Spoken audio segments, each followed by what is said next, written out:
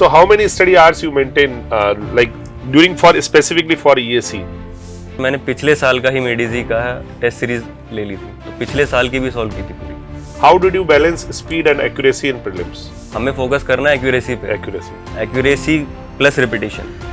Arise, awake and stop not till the goal is reached. और इसका जीता जागता एग्जाम्पल है हमारे साथ आज दुष्यंत सिंह। दुष्यंत जो कि बीटेक 2017 पास आउट है और बीटेक के दौरान ही स्टेट एंड नेशनल मेडल जो इन्होंने स्पोर्ट्स में एक तरह से शूटिंग में जीते हैं। एमटेक किया बीटेक के जस्ट बाद, उसके बाद प्रिपरेशन जर्नी स्टार्ट की, स्पोर्ट्स को छोड़ा और उसके बाद अपने फोकस, अपने एम, अपने टारगेट ईएससी के लिए लग गए। ईएससी जैसे ही लगे, एग्जाम दिया, लेकिन रेलवे हट चुका था। रेलवे हटने के बाद कोविड भी आ चुका था। उसके बाद इन्होंने एग्जाम देना छोड़ा नहीं और उसके साथ साथ जूनियर इंजीनियर में फाइनल ऑलमोस्ट 10 to 11 पोस्ट पर इनका फाइनल सिलेक्शन हुआ।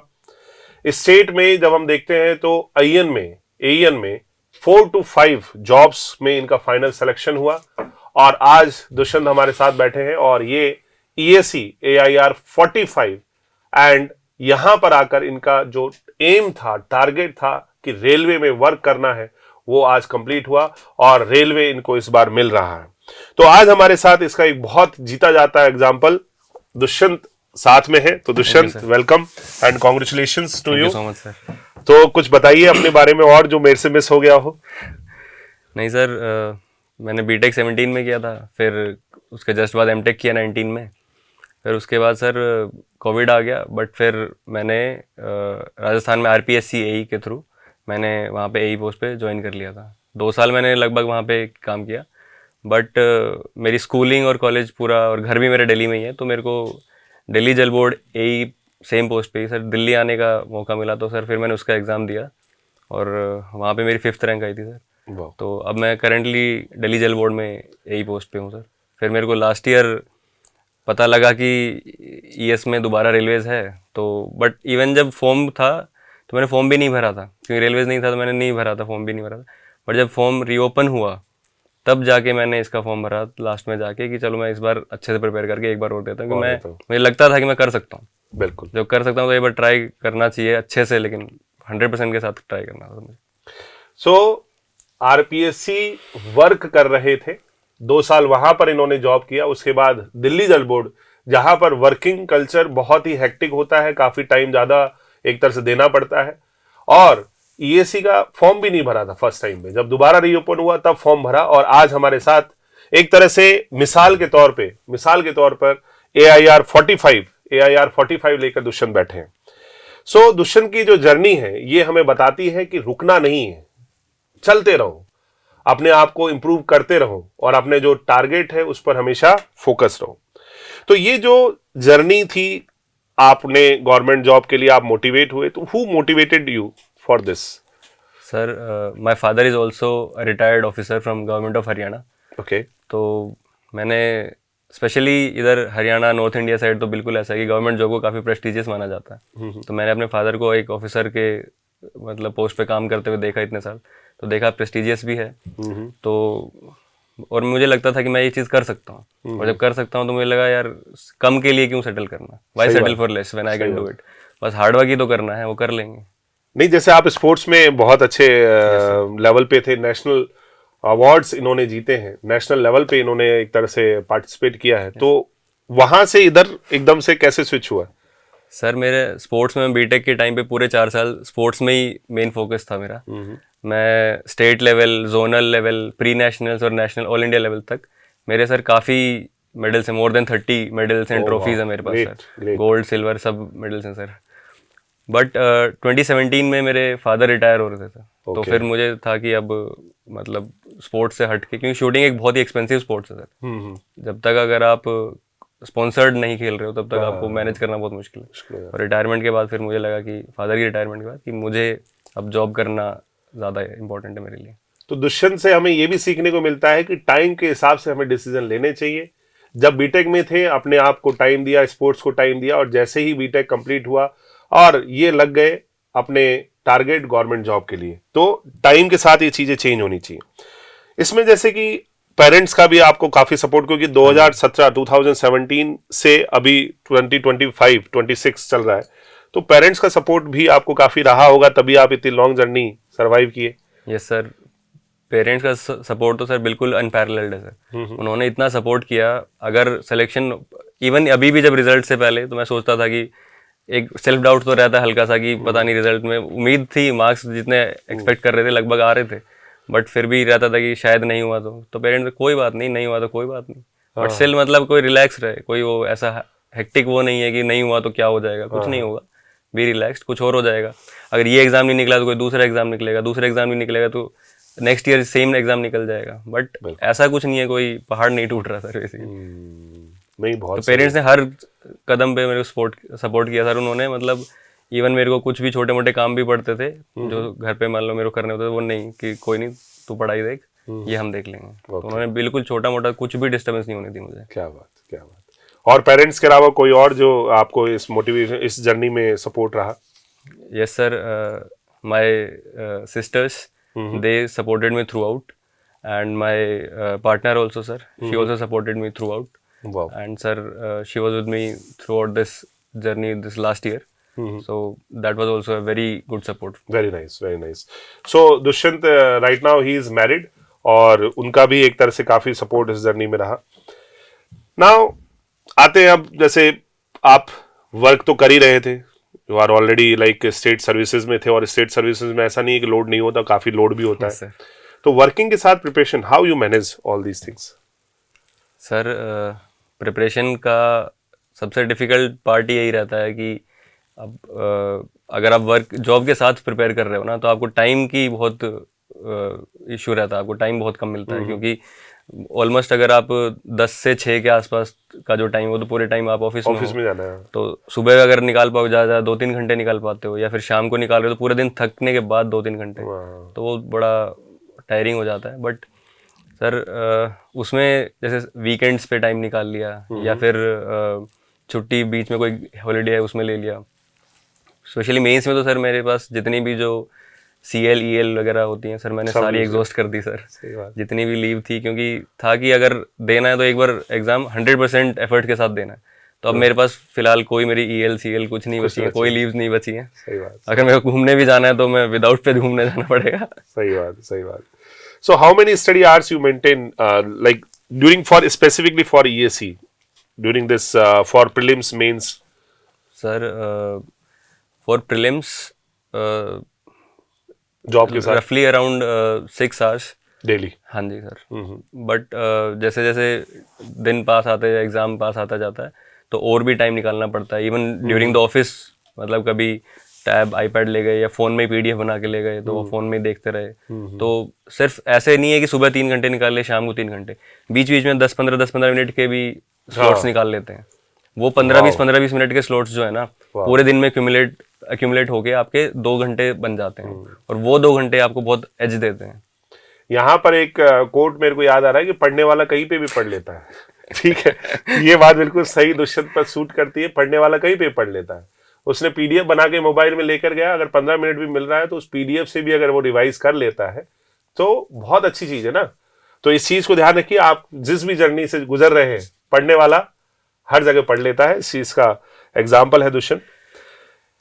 ESE में क्या आपने कोई सब्जेक्ट प्रेफरेंस रखी, किसको ज्यादा वेटेज दिया, किसी को कम वेटेज दिया, ऐसा कुछ? वैसे ESE में ऐसा नहीं होता है, लेकिन फिर भी आपने क्या स्ट्रेटेजी फॉलो की? सर मैंने प्रेफरेंस दी थी प्रीलिम्स में, बट उसका मेरे को झटका लगा। अच्छा।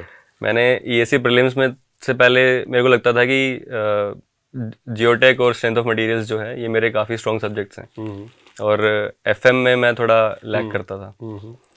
तो बट ESE प्रीलिम्स जब दिया और देखे आया, जब मैंने मार्क्स कैलकुलेट करने लगा तो देखा कि मेरे सबसे ज़्यादा गलतियाँ मेरी जियोटेक और स्ट्रेंथ ऑफ मटेरियल्स में हुई थी, और FM के जितने अटेम्प्ट किए थे वो सारे क्वेश्चन सही हुए थे। ये उल्टा हो गया बिल्कुल। तो फिर मैंने मेंस में तुरंत सोच लिया कि अब मेरे को कोई प्रेफरेंस नहीं सेट करनी है, हर सब्जेक्ट को बिल्कुल इक्वल वेटेज देना है, क्योंकि अल्टीमेटली मार्क्स मैटर करेंगे।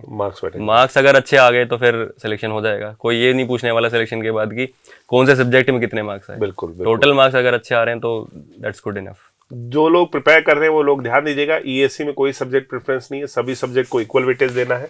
गेट में जरूर आप सब्जेक्ट प्रेफरेंस रख सकते हैं। Which subject did you find the toughest and how you manage, how you conquer that particular subject? Sir मेरे को स्टार्टिंग में आरसीसी और स्ट्रक्चरल एनालिसिस थोड़ा डिफिकल्ट लगता था, बट फिर मैंने जैसे आरसीसी में एमके सिंह सर ने 45 के अराउंड क्वेश्चंस का वो सेट बना रखा था, तो उसमें से मैंने 3-4 क्वेश्चंस तो छोड़ दिए कि ये सब थोड़ा 2 महीने की प्रिपरेशन में ये ज़्यादा टफ जा रहा है तो इसको रहने देता हूँ। बाकी 42-43 क्वेश्चंस जो थे सर, वो सेम सेट ऑफ क्वेश्चंस मैं बार बार रिपीट सॉल्व करता रहा हूँ। आज कर लिए, फिर 2-3 दिन बाद सेम सेट ऑफ क्वेश्चंस दोबारा कर लिए, फिर कर लिए। तो इवन वो 2 महीने का जो टाइम था ना सर, उसमें मैंने वो सेम सेट ऑफ क्वेश्चंस लगभग 7-8 बार सॉल्व कर लिए होंगे कम से कम। तो उससे क्या है कि एग्जाम में बहुत अच्छी स्पीड बन गई तुरंत। मतलब जो आरसीसी के लोग बोलते हैं कि आरसीसी का अटेम्प्ट मत करो, क्योंकि आरसीसी का अटेम्प्ट करने जाते हो या स्ट्रक्चरल एनालिसिस का अटेम्प्ट करने जाते हो तो आपको 20 मिनट 25 मिनट लग जाते हैं। बट वो इतनी बार मैंने कर रखा था कि मतलब अपने आप मसल मेमोरी में आ गया था। मैं 8 से 10 मिनट में पूरा स्ट्रक्चरल एनालिसिस का या आरसीसी क्वेश्चन 8 मिनट में सॉल्व हो जा रहा था मेरे से, बिल्कुल, जो जिसमें 20 मिनट लगते हैं। बिल्कुल बिल्कुल। तो यहाँ पर आप सबको ध्यान रखना है कि जो आपकी वीकनेसेस हैं उस पर आपको वर्क करना है और ऐसा वर्क करो कि वो आपकी स्ट्रेंथ हो जाए। अभी आपने सुना इनको कि किस तरह से इन्होंने हर 2-3 दिन में रिवाइज किया उन्हीं सेट ऑफ क्वेश्चंस को, और इतना अच्छा किया कि जो 20 मिनट का क्वेश्चन था वहां 8 से 10 मिनट में इन्होंने किया। तो that is very good strategy. इसमें आपने जैसे पूछा ना कि टफ सब्जेक्ट्स क्या, सर मेरे को लगता है कि जो आप पूछ रहे हो कि टफ कौन से सब्जेक्ट्स हैं, टफ वो तब तक ही है, मतलब जो टफ है इसका मतलब उसको बस रिवीजन ज्यादा चाहिए। टफ कुछ भी नहीं है। और कुछ जो इजी है मतलब वो 2 बार रिवाइज करना है आपको, जो टफ है वो आपको 5 बार रिवाइज करना है बस। बिल्कुल, मतलब उसको नंबर ऑफ रिवीजन ज्यादा चाहिए। ऐसा नहीं है कि वो आपको सब्जेक्ट आएगा ही नहीं, कभी आप समझ ही नहीं पाओगे। सही बात, बस उसको नंबर ऑफ रिवीजन ज्यादा रिक्वायरमेंट है। तो those who are preparing for this year और नेक्स्ट ईयर ध्यान से सुनिएगा इस चीज को। नेक्स्ट क्वेश्चन की how did you prepare core technical subject versus general studies, क्योंकि जनरल स्टडीज में भी एक तरह से काफी स्कोर करना पड़ेगा। Yes sir. सर जीएस को स्पेशली प्रीलिम्स में अभी जीएस को बिल्कुल भी नेगलेक्ट नहीं कर सकते, क्योंकि 40% वेटेज जीएस का ही है। तो अगर आप जीएस में अगर आप 100+ स्कोर कर जाते हो तो आपको काफ़ी एज मिल जाता है। काफ़ी एज मिल जाता है। और मेरा टारगेट यही था कि मेरे को 100+ स्कोर करना है जीएस में कैसे भी, एंड आई सिक्योर्ड 105 और 106 मार्क्स, 105 मार्क्स के हैं मेरे। तो सर जीएस के लिए हर सब्जेक्ट को इक्वल वेटेज देना पड़ेगा। जैसे अगर आपको कोई एक आधा सब्जेक्ट डिफिकल्ट लगता भी है तो भी उसका अटेम्प्ट नहीं छोड़ना है। जीएस के लिए सबसे इंपॉर्टेंट चीज़ जो मैंने फॉलो करी, मैंने कंसिस्टेंटली टेस्ट सीरीज में भी फॉलो करी कि कुछ भी चाहे आता हो या ना आता हो, मुझे 90 से नीचे अटेम्प्ट नहीं करना है सर। ओके। तो चाहे मैं एलिमिनेशन मेथड मतलब ऑप्शन एलिमिनेट करके करूं या फिर किसी भी तरीके से करूं, 90+ तो मेरे को अटेम्प्ट करना ही करना है। सही क्योंकि उसमें आई थिंक 40 से ज्यादा क्वेश्चन किसी बच्चे को नहीं आ रहे होते सर। सब किसी का गेस वर्क अच्छा होता है, किसी का एलिमिनेशन अच्छा होता है, कोई इतनी प्रैक्टिस कर चुका होता है उससे आगे बढ़ जाता है। तो 40-50 क्वेश्चन ज्यादा किसी को नहीं आ रहे होते। लेकिन फिर भी जो इस साल जिन के 100+ आए हैं ना, मैंने थोड़ी जिनसे बात हुई है, सबने 90+ अटेम्प्ट करा होगा। तो जीएस में आपको अटेम्प्ट बढ़ाने पड़ेंगे सर। और टेक्निकल में तो सर जितना आप प्रैक्टिस करते रहोगे ना टेस्ट सीरीज, मैंने मेडिजी का सर इस साल का तो एक भी टेस्ट स्किप नहीं किया था, एक सिंगल टेस्ट भी। और इवन फिर जब लास्ट का मंथ, जैसे अभी लास्ट का मंथ चल रहा है सर, बिल्कुल 1 महीने बाद एग्जाम है सर, मैंने पिछले साल का ही मेडिजी का टेस्ट सीरीज ले ली थी, तो पिछले साल की भी सॉल्व की थी पूरी। तो उससे क्या है कि स्पीड बन जाती है, और जो गलतियां होनी होती है ना एग्जाम में वो टेस्ट सीरीज में हो चुकी होती है, वो फिर एग्जाम में जाके नहीं होंगी। मेरे साथ प्रीलिम्स में सेम चीज हुई, बिल्कुल, कि 2-3 क्वेश्चन में तो ऐसा हुआ करते टाइम याद आया कि अच्छा हाँ ये मिस्टेक तो मैंने टेस्ट सीरीज में करी थी, अब ये नहीं करनी है। तो ऐसे 3-4 क्वेश्चन भी अगर निकल गए तो आपको 10 मार्क्स का एज मिल जाता है वहां से। तो सेम चीज रिपीट नहीं करोगे आप। देखो ये एक्सपीरियंस बताता है, इनके एक्सपीरियंस को यूज करिए। जो लोग तैयारी कर रहे हैं अभी, इस चीज को फॉलो करिए और ये आपकी जर्नी को बहुत अच्छा कर सकता है। अभी आपके पास 1 महीना बाकी है एग्जाम में, और 26 के एग्जाम में 1 मंथ इज दैट, और 1 मंथ में अगर आप ये स्ट्रेटेजी फॉलो करेंगे तो काफी एज आपको मिलेगा। तो इस चीज को ध्यान रखिए। जीएस में जैसे आपने बताया 105 मार्क्स थे, टोटल प्रीलिम्स में आपके 314 मार्क्स है।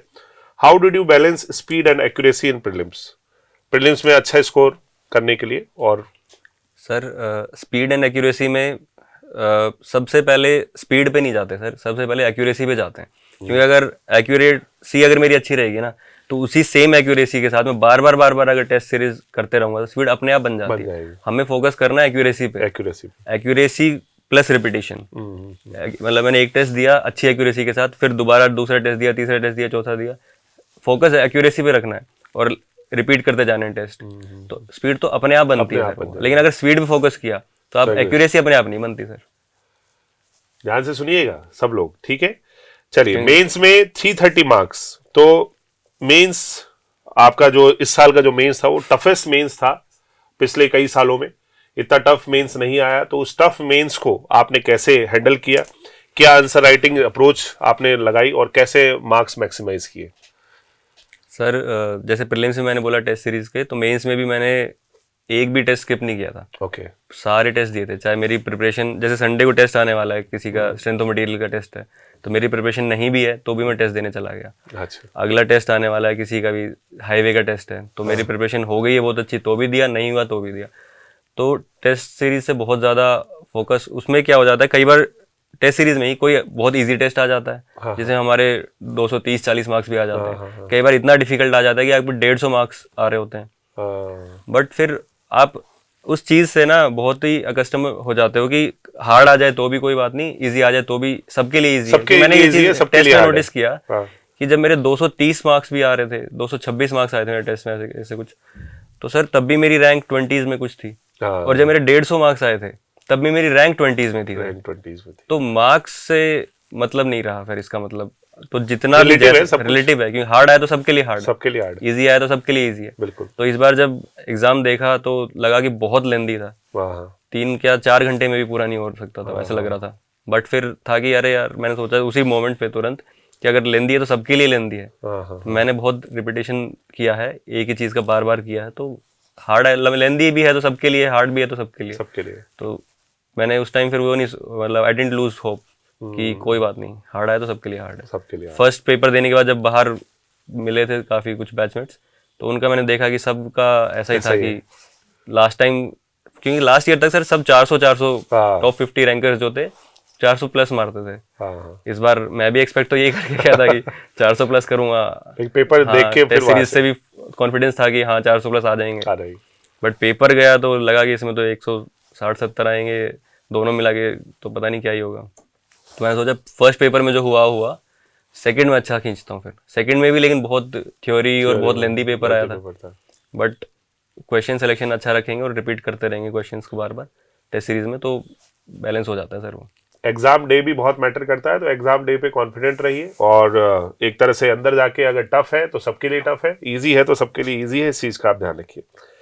अब बात करते हैं जो अभी लोग प्रिपरेशन कर रहे हैं उनकी, तो ऐसी कौन कौन सी मिस्टेक्स है जो स्टूडेंट्स को अभी अवॉइड करनी चाहिए ड्यूरिंग दैट प्रिपरेशन? इवन मैंने पिछले ही कुछ दिन में जब से रिजल्ट आया उसके बाद काफी लोगों ने इंटरेक्ट किया मुझसे, तो सर मैंने उसमें एक मिस्टेक मैं जो अब समझ पा रहा हूँ, बिकॉज अब मैं दूसरी साइड से देख रहा हूँ इस चीज़ को ना, पहले मैं खुद प्रिपरेशन जर्नी में था कि लोग कह रहे होते हैं कि मेरा ये सब्जेक्ट बहुत अच्छे से हो गया बट ये नहीं आता मुझे। तो एक को तो बहुत ज़्यादा प्रायोरिटाइज कर रखा है, एक को तो उन्होंने 4-4 बार PYQs लगा रखे हैं और दूसरे को उन्होंने नोट्स भी नहीं पढ़े। तो एक, और क्या पता जो सब्जेक्ट्स को प्रायोरिटाइज नहीं कर रखा वो इजी आ जाए एग्जाम में, और जिसको बहुत अच्छे से पढ़ रखा है वो इतना टफ आ जाए कि बिल्कुल out of the box questions आ जाएं, तो वो नहीं हो पाएगा। तो प्रायोरिटाइज मत करो किसी सब्जेक्ट को, स्पेशली इन प्रीलिम्स प्रायोरिटाइज मत करो, हर सब्जेक्ट को इक्वल वेटेज देते हुए चलो। और ये मत सोचो कि मैंने पढ़ लिया तो एग्जाम में हो जाएगा, पढ़ लिया तो उसके क्वेश्चन प्रैक्टिस करनी है। तो क्वेश्चन प्रैक्टिस या तो PYQ से करो या फिर टेस्ट सीरीज के थ्रू करो। तो ये जो है आप बिल्कुल ध्यान रखिए, ठीक है, कि प्रैक्टिस, रिवीजन एंड प्रैक्टिस आप अगर प्रॉपरली करेंगे तो सब चीज ठीक रहेगी। जैसे कि इंटरव्यू आप दिया आपने, तो any interview question which you want to share with the students जो आपको लगता है कि यार काफी अलग था? सर जैसे मेरा स्पोर्ट्स में था, मैं तो मेरा गेम था पिस्टल शूटिंग, तो उन्होंने पिस्टल शूटिंग की बजाय, लास्ट टाइम इंटरव्यू का बता रहा हूँ सर मैं, तब मुझे से उन्होंने शूटिंग वर्ड सुन के सर उन्होंने सारे क्वेश्चन मुझसे आर्चरी के पूछ लिए सर। अब मैंने, archery is a very different game, मतलब लेमन टर्म्स में ऐसा लगता है कि टारगेट ही तो हिट करना है, बट आर्चरी का पूरा मैकेनिज्म अलग है उसके, और शूटिंग का बिल्कुल अलग है सर। तो इवन अगर वो पिस्टल शूटिंग की जगह राइफल शूटिंग भी पूछते, आई डू पिस्टल शूटिंग, तो पिस्टल शूटिंग की जगह राइफल शूटिंग भी पूछते तो वो बता सकते हैं, थोड़ा बहुत काफ़ी हद तक सिमिलर है, बट आर्चरी काफ़ी डिफरेंट है। तो इंटरव्यू में आप एक्सपेक्ट नहीं कर सकते एग्जैक्टली क्या पूछने वाले हैं। मैं पूरा प्रिपेयर करके गया शूटिंग को लेके, जाते ही आर्चरी पूछ लिया, तो आप कुछ श्योर नहीं कह सकते कि इंटरव्यू में क्या पूछा जाएगा। क्या पूछा जाएगा, सही बात है, सही बात है। तो आपकी जर्नी काफी लंबी रही, तो how do you like handle self doubt and low phases?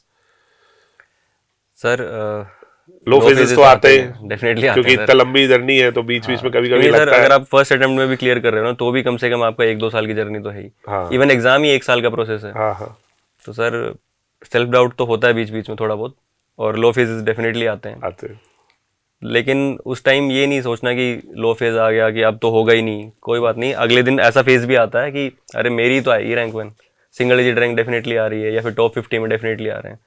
तो लो हाई वो साइन कर्व बनता चला जाता है, लो हाई। बट ऐसा नहीं है कि लो फेज आते हैं आप डिप कर जाओ। वहाँ आपको याद रखना है कि हाँ पहले भी हाई फेज भी आया था, आगे भी हाई फेज आएगा, तो बैलेंस करके चलना है। बैलेंस करके चलना, क्योंकि जॉब के साथ तो ये बहुत ज्यादा होता है। जॉब के साथ तो बहुत ही ज्यादा। आप जो है किसी प्रोजेक्ट में लग गए हो, वहाँ बिल्कुल एकदम। हाँ सर, कभी ऐसे time सोच ही के नहीं। जाता था मैं ऑफिस की आज तो फ्री हूँ मैं, आज तो आराम से पढ़ लूंगा, पीडीएफ बना के गया हूँ। हाँ, बट वहां जाके पता लगा मीटिंग है, मीटिंग के बाद दूसरी मीटिंग है, फिर साइट विजिट है, शाम तक 5 मिनट का भी टाइम है। 5 मिनट। कभी ये सोच के गया तो साइट विजिट होने वाली है, और वो तो बात वहाँ ऑफिस जाके पता लगा कि कोई विजिट नहीं है, कैंसिल हो गई है लास्ट मोमेंट, तो पूरा दिन फ्री है। तो बहुत ही अनएक्सपेक्टेड हो जाता है जॉब के साथ सही बात करना। है, सही बात है। तो बट उसमें आपको बैलेंस करके चलना पड़ेगा। लेकिन जॉब के साथ भी इन्होंने मैनेज किया, उसी तरह से आपको भी इसी तरह से मैनेज करना है।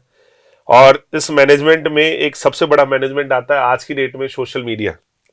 और सोशल मीडिया आपको बहुत ज्यादा डिस्ट्रैक्ट करता है, तो आपने कैसे मैनेज किया सोशल मीडिया डिस्ट्रैक्शन?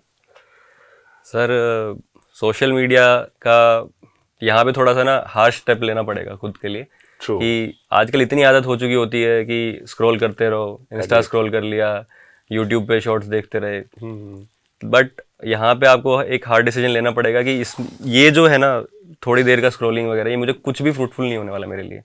बट अगर मैं इसको हटा दूं और यहाँ से डेली में 1-2 घंटे अपने बचा लूँ, तो लॉन्ग टाइम में ये 1 साल के अंदर मेरे लिए बहुत ज़्यादा फ्रूटफुल रहेगा। True. तो सर जब मैंने लास्ट दिसंबर में प्रिपरेशन स्टार्ट करी थी, नवंबर में फॉर्म भरे थे शायद, तो उसके बाद सर मैंने अपना इंस्टा अकाउंट वगैरह सब डिलीट कर दिया था। और फिर वो अब मैंने रिजल्ट के बाद अब दोबारा यूज़ करना शुरू किया था, क्योंकि अब तो लगता है कि अब तो ठीक है, अब तो टाइम निकाल सकते हैं। सही बात। तो सर मैंने पूरे साल मैंने इंस्टा वगैरह यूज़ नहीं करा। और इवन मैं सबसे डिफिकल्ट चीज़ क्या करता था कि सुबह पढ़ने जब बैठता था अपना फ़ोन स्विच ऑफ करके रख दिया। फोन स्विच ऑफ कर दिया। बिल्कुल ही सर फ्लाइट मोड पे डाल के दूसरे रूम में रख दिया, या कहीं मतलब अपने आसपास भी नहीं। तो और सीधा ही फिर मैं दिन में ब्रेक ले रहा हूँ तो ब्रेक में भी फ़ोन यूज़ नहीं कर रहा, क्योंकि ब्रेक वरना फिर उससे एक्सटेंड हो जाता है। 10 मिनट का ब्रेक वो अपने आप 1 घंटे का पहुँच जाता है। तो सीधा ही मैं रात को 9-10 बजे जब बिल्कुल था कि हाँ आज का हो गया पढ़ाई, तब मैं फिर फ़ोन स्विच ऑन करता था सर। बहुत सारे बच्चे हमसे इसी तरह के डाउट जो है पूछते हैं, और उनसे जब कहा जाता है कि आप ज़्यादा से ज़्यादा टाइम निकालो, वो नहीं निकाल पाते हैं। इनसे सीखिए, बिल्कुल सीखिए, फॉलो करिए। क्या जरूरत है किससे बात करने की? सिर्फ मॉम से बात करना है, घर पे बात करनी है, 2 मिनट 5 मिनट की बात होती है। भैया फोन स्विच ऑफ, सिम हटा दो, फोन हटा दो, बंद रखो ना, क्या दिक्कत है अगर आपको लग रहा है कि इतना डिस्ट्रैक्शन। और अगर आप, मैं एक चीज़ बोलूँगा sir, sorry to disturb you, but sir हम जो ये बोल रहे होते हैं कि यार किसी दोस्त का ज़रूरी फ़ोन आ रहा है या कुछ काम से ज़रूरी है, ज़रूरी सिर्फ पेरेंट्स का ही फ़ोन आने वाला है, उसके अलावा कुछ ज़रूरी नहीं आने वाला। अगर किसी दोस्त का आ रहा है और आपसे मिस हो गया और इस बात से अगर दोस्त नाराज हो रहा, तो फिर ऐसा दोस्त तो फिर ना ही रहे तो अच्छा। अच्छा देखो ये, क्योंकि जो मेरे जो क्लोज फ्रेंड्स हैं उनको अब पता लगा कि हाँ सिलेक्शन हो गया है, मैं फ़ोन उस टाइम नहीं उठाता, मतलब वो अभी भी बहुत खुश हैं और बहुत अच्छे से मिलते जुलते हैं। दुष्यंत ने मेरे, मतलब मैं आपको बता नहीं सकता हूँ मेरे अंदर से कैसी फीलिंग आ रही है, क्योंकि ये सेम टू सेम चीज मैंने की थी, और ये सेम टू सेम मैंने चीज की थी उसी साल। और मॉम को बोल दिया था अगर कोई इमरजेंसी हो तो ये मेरे फ्रेंड का नंबर है, इसको फोन कर देना। बाकी टाइम बिल्कुल जो है पास में ही मेंस के टाइम पे मैंने जब लीव ले ली थी तो मैंने घर के पास में एक लाइब्रेरी भी ज्वाइन करी थी। तो वहां जाता था, तो मैं सर फोन स्विच ऑफ करके नीचे गाड़ी पार्किंग में फोन स्विच ऑफ वहीं छोड़ के चला जाता था। तो सर 2 महीने तक मेरा फोन ऐसे स्विच ऑफ रहा था। एक दिन एक मेडिकल इमरजेंसी हुई फैमिली में, तो उस दिन पेरेंट्स ने किसी दोस्त को फोन करा, फिर वहां से ऐसे कॉन्टेक्ट करके।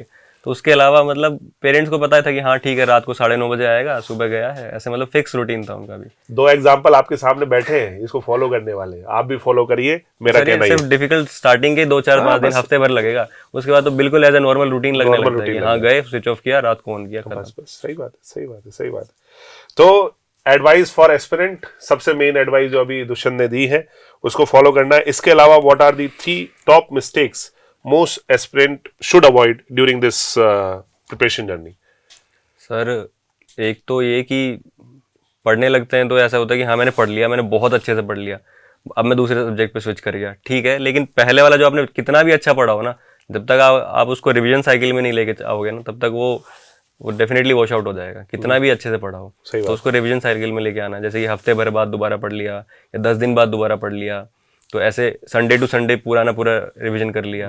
एक तो रिवीजन मोस्ट इम्पोर्टेंट है सर। एंड सर जो मेरे लिए पर्सनली जो मोस्ट फ्रूटफुल रहा था वो था टेस्ट सीरीज सर।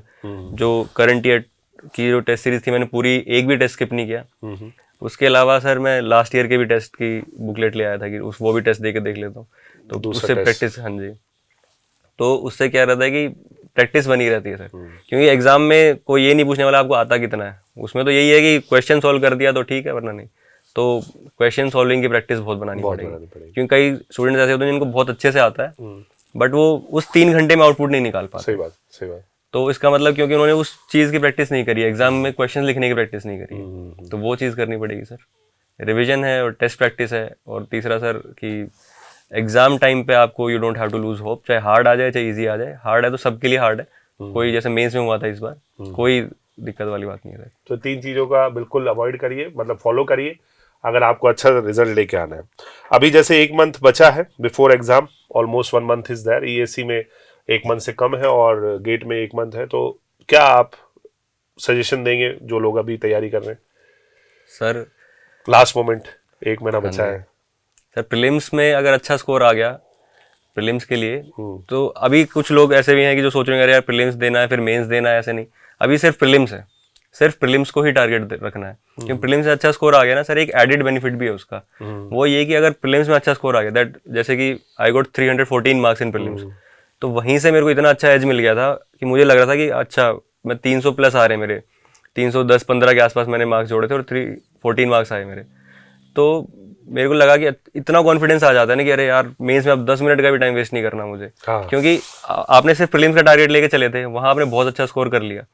अभी इसे मेंस का मत सोचो, अभी सिर्फ 30 दिन सिर्फ और सिर्फ प्रीलिम्स का सोचो, कि वहाँ अगर अच्छा स्कोर आ गया ना तो मेंस के लिए अपने आप पढ़ने का मन करेगा। और अगर यहाँ डाउट स्कोर आपका कम रह गया तो मेंस में चाहे आपकी कितनी भी अच्छी प्रिपरेशन हो, थोड़ा सा कॉन्फिडेंस में आप कम रहोगे हमेशा। सही बात। तो दुष्यंत से हमने बहुत कुछ सीखा, और लास्ट में एक क्वेश्चन और, लास्ट क्वेश्चन कि what is the biggest sacrifices जो आपने किए ड्यूरिंग योर जर्नी?